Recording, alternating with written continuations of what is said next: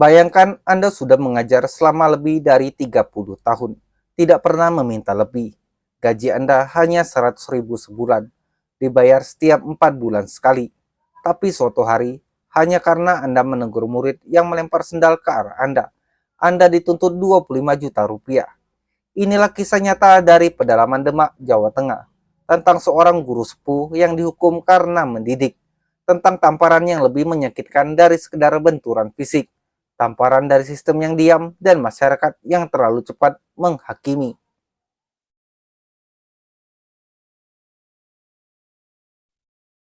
Namanya Ahmad Zudi, seorang guru madrasah diniyah di Desa Jatirejo, Kecamatan Karanganyar, Demak, Jawa Tengah. Usianya sudah 63 tahun, rambutnya memutih, langkahnya pelan, tapi semangat mengajarnya belum padam.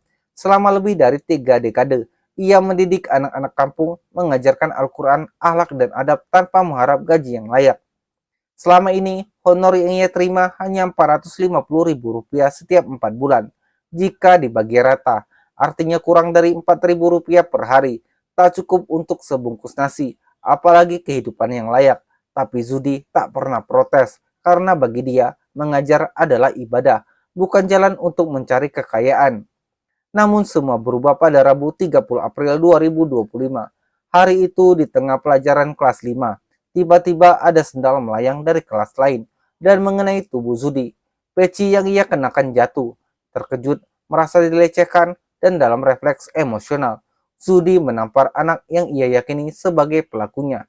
Tamparan ringan, tak meninggalkan luka, tak berdarah. Tapi luka yang lebih dalam muncul beberapa bulan kemudian. Orang tua sang murid datang, bukan untuk meminta penjelasan, apalagi berdamai, tapi menuntut uang damai 25 juta rupiah. Setelah negosiasi alot turun menjadi 12,5 juta rupiah.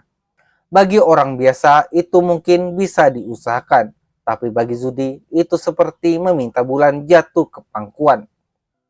Saya sampai mau jual motor, utang ke teman hanya demi membayar tuntutan itu, kata Zudi Liri dalam konferensi pers di musola desa.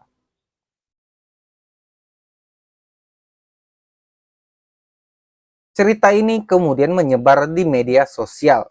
Dalam hitungan jam, nama Ahmad Zudi jadi pembicaraan nasional.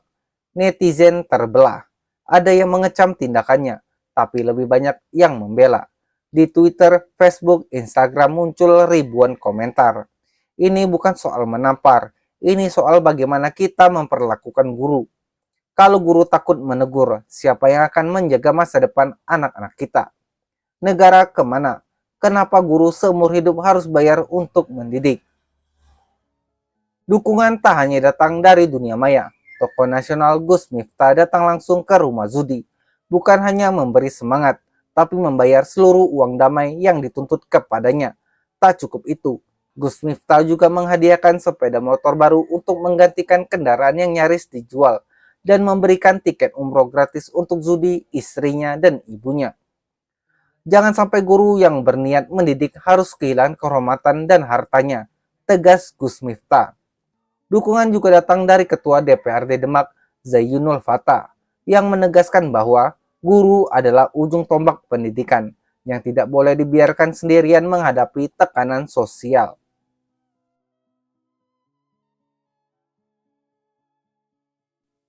Tapi tunggu dulu, apakah ini benar-benar hanya kisah tentang satu tamparan?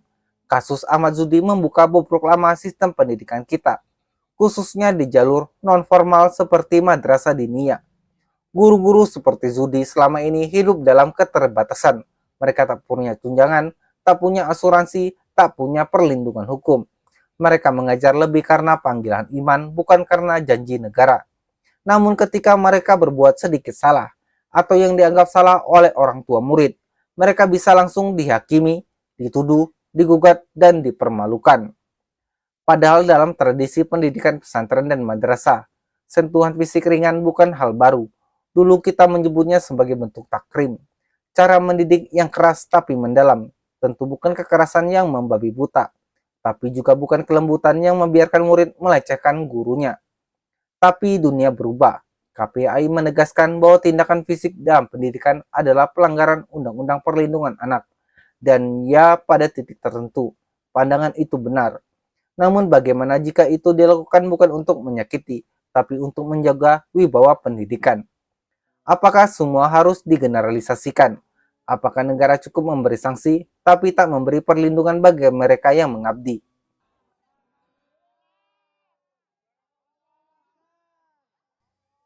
Kini Ahmad Zudi boleh jadi sedang tersenyum, dihormati, dibela, dapat motor, dapat tiket umroh. Namun apakah ini benar-benar akhir dari ceritanya? Ini justru awal dari pertanyaan besar. Berapa banyak guru di Indonesia yang bernasib sama? Berapa banyak guru madrasah yang hidup dari sumbangan sukarela tanpa jaminan kesehatan, tanpa perlindungan hukum? Berapa banyak lagi guru yang harus menjual kehormatan hanya untuk menutupi kesalahpahaman? Kisah judi adalah tamparan bagi kita semua. Tamparan untuk sistem pendidikan, untuk negara yang masih pilih kasih dalam menghargai tenaga pengajar, untuk masyarakat yang lebih cepat memviralkan daripada memahami. Dan yang paling menyakitkan, bagi guru-guru kampung seperti Zudi, mereka hanya akan dikenang ketika mereka disakiti. Jangan biarkan kisah Ahmad Zudi jadi tontonan sekali lewat. Jangan puas hanya dengan menekan tombol like dan share. Tuntut negara untuk menjamin kesejahteraan dan perlindungan hukum bagi guru madrasah dan pesantren.